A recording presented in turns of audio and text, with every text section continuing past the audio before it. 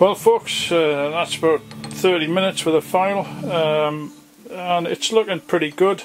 I've yet to try it in for fit and to see how the valve lifter will act on that end of the arm, but we shall see. I think I might need to deepen the pocket for the push rod a little more, but other than that I think it's pretty well as good as it's going to get.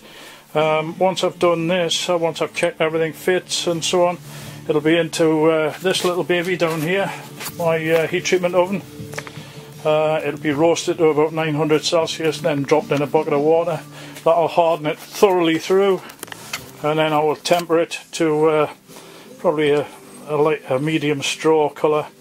I'll look up the temperature for that, and that should impart in it some, not ductility, but toughness against its brittle nature that it will be when it's fully hardened. Anyway, we'll see how it fits before we disappear into the workshop to carry on with Fergus's rocker arm. Just thought you might like to see around the workshop, etc. This is the bike storage area. As you can see, it's pretty tight. There's the back door. That's the Velo. The A10 Rocket Goldie lookalike, complete with aerial hub, which spoils the effect totally. In the background, the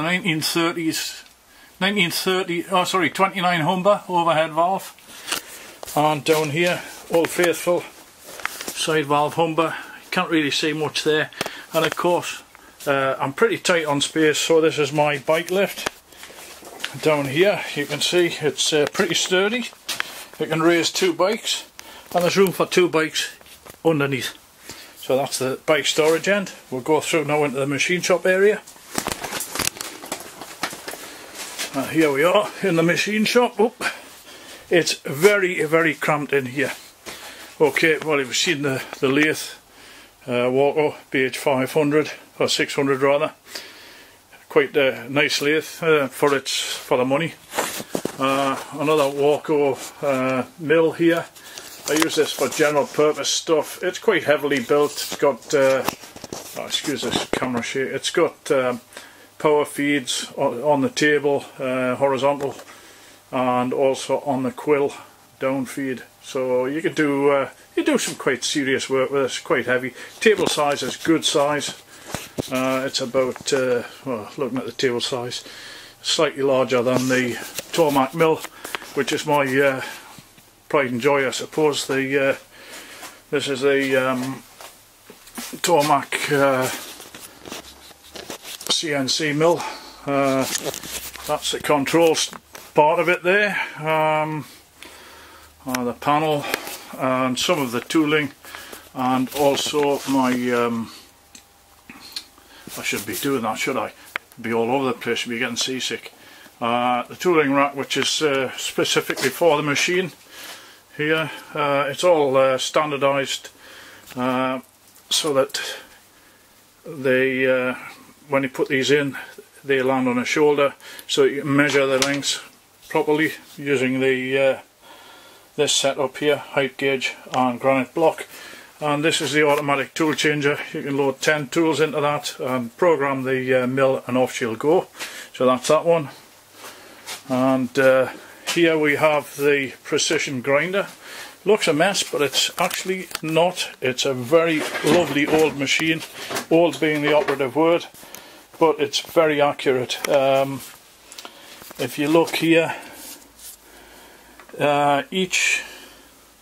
every 10 of these divisions is 1/1000th of an inch, and on this dial here every division is 1/4 of 1/10th of 1/1000th of an inch. So that's how accurate it gets. It's I don't use it very often. I use it for grinding things like crank pins, etc. So the usual stuff. I'm doing it again. The drilling machine. It's so cramped in here, I can't even stand far enough away to get a shot of it. And tool and cutter grinder here. Obviously lots of stuff stored around the place.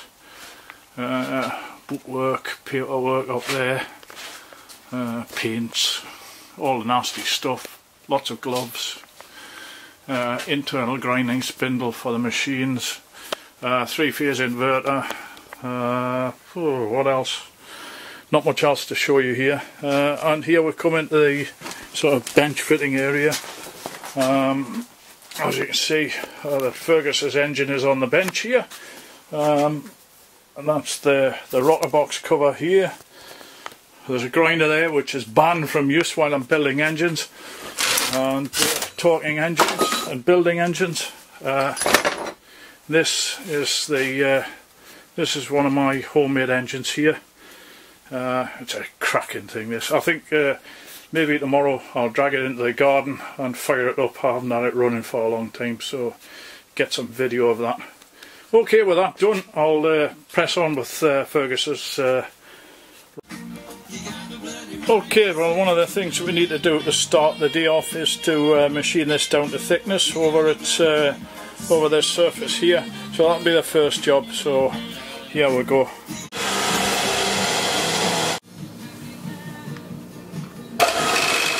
Now that's the job reset in the vise, and it should now be pretty much level because I've used some parallels underneath the job, and it's set parallel on the other surface.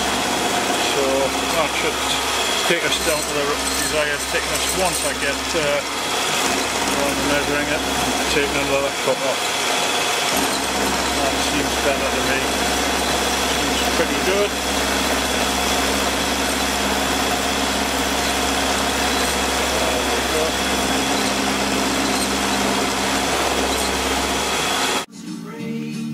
Okay, that's the rocker now down to thickness. I've left a little bit extra on just around where the pushrod hole is because I think it's slightly off centre. Yeah, I've done the right thing there. It looks about even either side, so time that radius is blended in, it'll look nice. Okay, that's the next job then. Okay, well, the next job is to machine the radius around the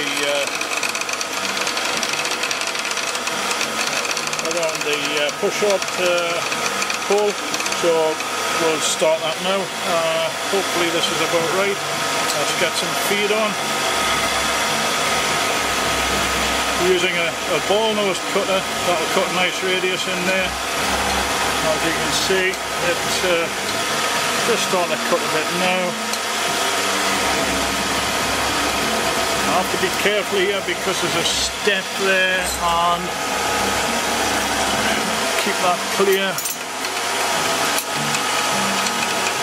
Some people say never use a brush on a mill. Basically all that happens is it gets dragged through the bit and you end up with no hairs on the brush. But other than that, I've never seen a reason not to use one. At least I can see what I'm doing. Let's have a look at that. That's not too bad.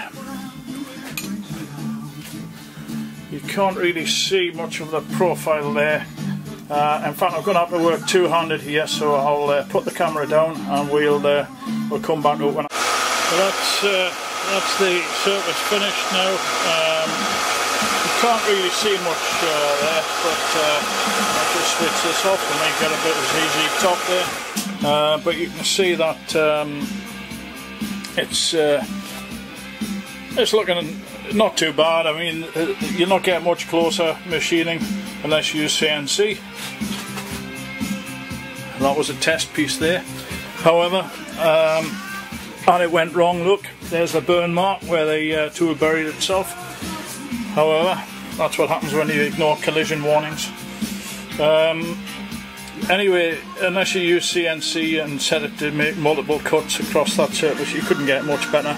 The next process is to the bench and a lot of hard work with a file. We'll see how it goes from there. Here we are. I've more or less finished the rocker arm. Just to show you that the valve lifter works. If you watch that lever, as I turn the rocker, it turns.